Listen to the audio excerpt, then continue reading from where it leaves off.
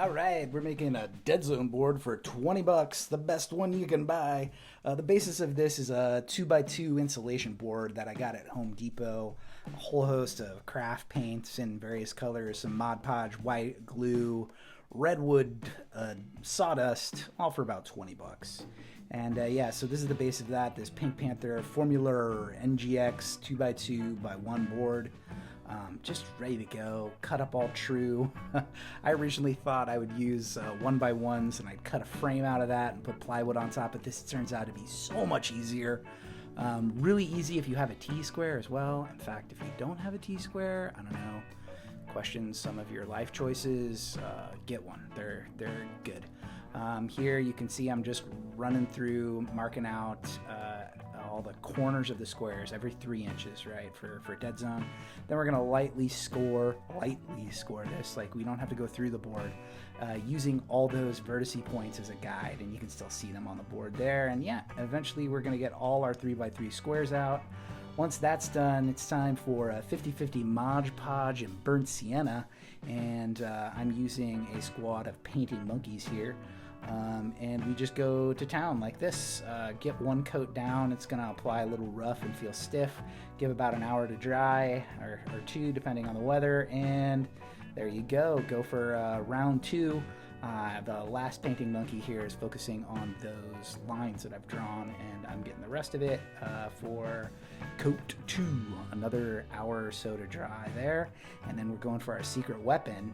It's still that same mix, 50-50 Mod Podge and burnt sienna, but now we're adding in that redwood sawdust as a texture paint. And I'm not your mom or your dad. You can spend a lot of money on texture paint if you want, or you can just create your own like this, and it works fabulous. Here we've got a color called Soft Body by Liquitex. I feel attacked. Like, what's the deal? What's with the body shame, the soft body? Make a wash out of your darker color here if you're going for a board like I am, of a Martian, earthy, sort of dusty. Using splatters, all sorts of techniques to get that down on there. I'm going to load the brush up a little bit with some darker paint and let that bleed now into some of those areas. And really what you're trying to do is pretend like those grid lines don't exist.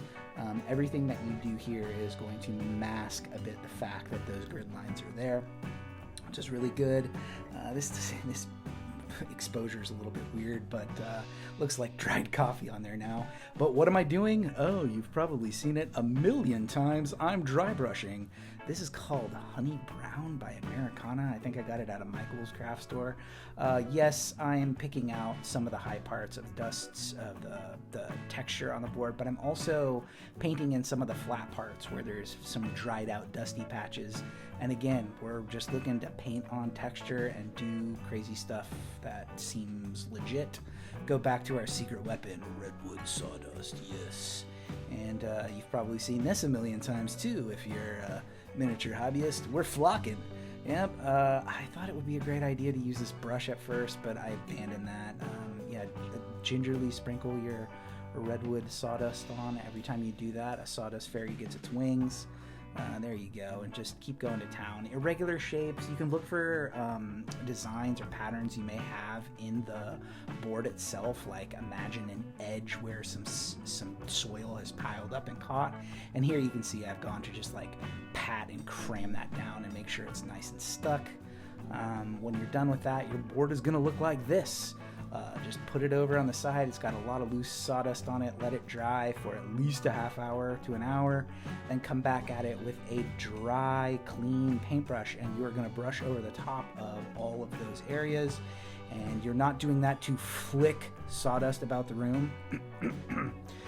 You're doing that just to loosen it. Then you'll take it outside, shake it off, or if you're going to recapture the sawdust, because it is priceless, you can use sprinkle it on paper or whatever.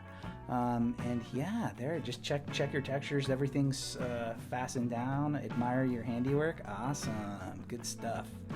All right, now we're on to one of my favorite steps. Just rip the top of your black right off. Throw it over like you don't care, because we're about to paint it black. We're doing the edge dressing, and now some people think this is optional, and if you do, I'm not sure you and I can remain friends. But I find this so satisfying. painting edges is awesome. It looks so good after it's done. You really ought to do this. Yeah, what's that, girl? What are you saying? People who don't paint the edges in don't have a soul. It's a little bit harsh, but all right. I mean, yeah, she's got strong opinions there.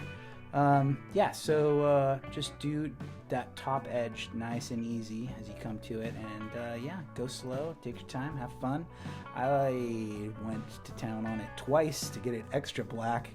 Pro tip, you can hang the last edge off the table to get it, and there it is, black like the void. So dark, the Night Stalkers are coming out of it. Yeah, it looks awesome.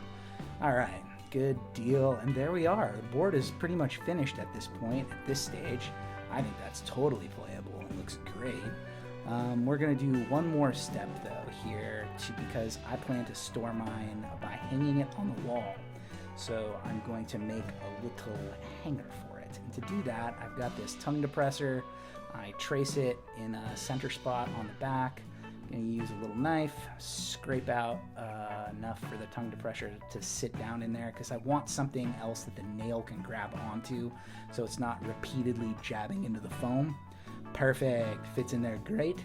All right, and now do not try this at home, kids, but you can do this in proper use of tools. Just be ready to let go. Reverse the drill. Nice, easy, gentle, and pull it out. Yeah, good. All right. And now I was a dum-dum. Did you see what I did? I used a cheapo glue like E6000, which just happens to be a super glue, and you can see it happening right on the screen right there. That super glue is melting through my foam like the molecular acid of alien blood through spaceship decks. Yeah, I had to rescue it. A little bit of panic. Wiped it out. It'll be okay. And then, yeah, it doesn't look that pretty, but it's on the back. Okay, I fixed it, and there it is, hanging on the wall as you go up to my nerd nest, my game room. Yeah, man, I think it looks great. I'm tickled with it, and I like it so much. I haven't even played on it yet, and I want to make another board. The next board I want to make a city one that's using like card stock as tiles and things like that. Oh yeah, here's some unpainted Mars Attacks terrain on top. It kind of color matches. It looks all right. We're working on it. We're gonna get that terrain painted up too, and have some games here with those painting monkeys.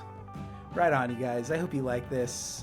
Toss me a thumb, a comment, subscribe, do all the things. All right, I'll catch you later. Bye.